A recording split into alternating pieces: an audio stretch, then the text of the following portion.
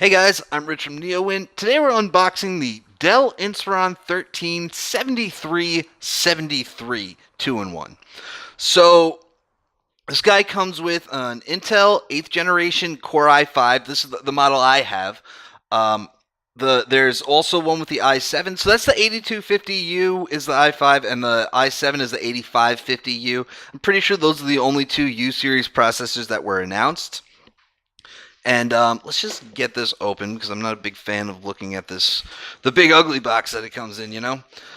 So over here, right at the top, it comes with a power brick, which uses Dell's standard pin connector. All right, power cable that connects to that brick. And now we can move on to the actual device. And this doesn't come with a fancy box inside, I can see.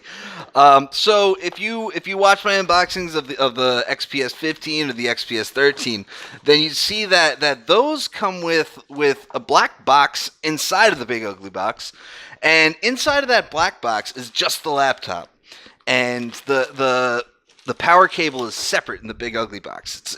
It's kind of weird.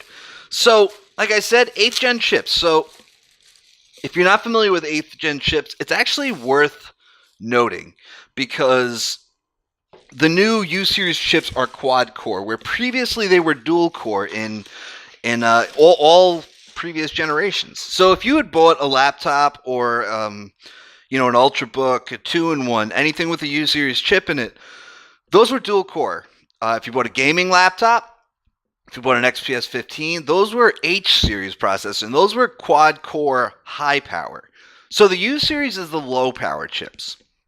And while these are quad core, they're still not as powerful as, say, the 7th generation H series, even though a lot of companies seem to be trying to draw that parallel. So this particular model that they sent me isn't exactly it's not the highest end one. It's not exactly that. It's not. It's the Core i5 rather than the Core i7. 8 gigs of RAM, 256 gigabytes of storage, and it comes with up to 16 gigs of RAM, and it comes with up to 512 gig solid state drive, so you can really spec this thing out if you want to. We got a 1080p 13.3 inch display, and you can see it comes in an aluminum body, and it looks quite nice if you ask me. I like the metallic Dell logo because the XPS, it comes with like a black Dell logo, so yeah, I think it looks pretty cool. We can see on the side here, there's your power port on the left. Over here we have a USB 3.1 Gen 1 Type-C port. That's a bit disappointing. HDMI 2.0. Sorry, I laughed a little bit. Over here, we have USB 3.1 Gen 1 Type A and a headset jack. And then we'll look at the other side here. We have the SD card reader and another USB 3.1 Type A port and the Kensington lock. So, about these ports, right? Let's just take a look. Again, USB 3.1 Gen 1. That is 5 gigabits per second data transfer speeds. It's nothing like Thunderbolt 3, which you'll find in like an XPS 13 and a lot of high-end laptops. Thunderbolt 3, you get 40 gigabits per second. You can power up to 2 4K displays or one 5K display. So, kind of disappointing that they went with 3.1 Gen 1 on that Type-C port, because Thunderbolt 3 is Type-C also. And then it was a little surprising, because I laughed a little bit. The HDMI is 2.0. Most of the HDMI ports that you'll find in laptops are 1.4, and even in like higher end laptops. So it's a little surprising to see 2.0. So HDMI 1.4 can support 4K, but only at 30 hertz or 30 frames per second, and HDMI 2.0 can do real 4K output. So if you're going to connect to an external display, you're probably going to want to use the HDMI port rather than like the display port lane that's in USB 3.1 Gen 1. All right, so let's open this up, and we got a nice little thing there.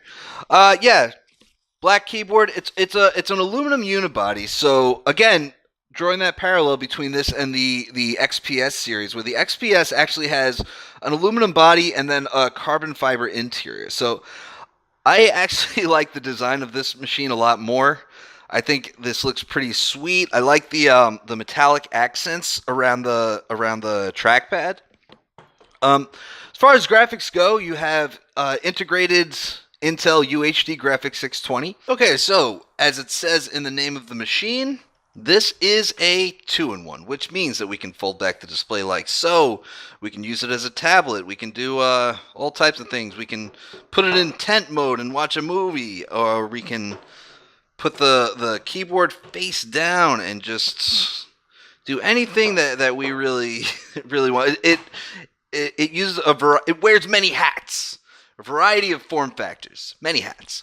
Anyway, so there is pen support. The pen does not come with the device, but you can order the Dell Active Pen, and that should work. Dell does sell a range of accessories for this device, or for all of its devices. There's a Bluetooth mouse. There's a power bank, which a lot of companies are coming out with these. They're basically portable batteries like you would use for your phone, but they actually deliver the amount of power that you would need for a laptop, which they have one that's for 13-inch devices, one that's for 15-inch devices, which kind of disappoints me because I'm a big fan of having one device for everything. So another thing we can see is that the front camera is right here on the top. That's good news, everybody, because on the Dell XPS series, Dell XPS series has an infinity edge display, so the bezels are really tiny, even on the top. So they put the front camera down here, and because of that, you don't have facial recognition for Windows Hello. They use a fingerprint reader. This one actually uses facial recognition, which is awesome because in my experience with Windows laptops, facial recognition is the way to go. It's just awesome because you boot up your PC, you're sitting in front of it, and it just recognizes your face and signs you in, which is wonderful. There is some third-party software that we'll find on here. There's the Dell software, obviously. That's something that you're bound to find. Support Assist is actually worth having because you can update your drivers through there and such. You'll find McAfee. That's always disappointing when I find that on a new PC. I really wish I could just never see McAfee again, because the first thing I'm going to do after I stop recording this video is uninstall that, because it's just the worst. I recommend everybody uninstall it and use Windows Defender. And also we have Office 2016 installed. You will need to activate it if you want to use it, though. So if you don't have an Office 365 subscription or a product key, that's just going to be something you have to uninstall. Personally, I find it disappointing that OEMs are putting Office 2016 on Windows machines, because whenever you uninstall something, it leaves crap behind. Registry changes, some files in some folder somewhere, and really, that's the whole point of the store, because things are just easier to get rid of when they come from the store. Like Solitaire Collection is a great example.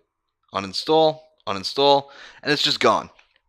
And we don't have that with Win32 apps. They leave crap behind. And the thing is, those Office apps are coming to the store, the Office 2016 apps. So if you're looking for that clean type of install, or you just kind of get rid of it and not leave a trace behind, you would use the store apps, but you still have to uninstall the apps that are already there to get to them. I mean, obviously you could do a clean install of Windows through the media creation tool, but that's another conversation for another day.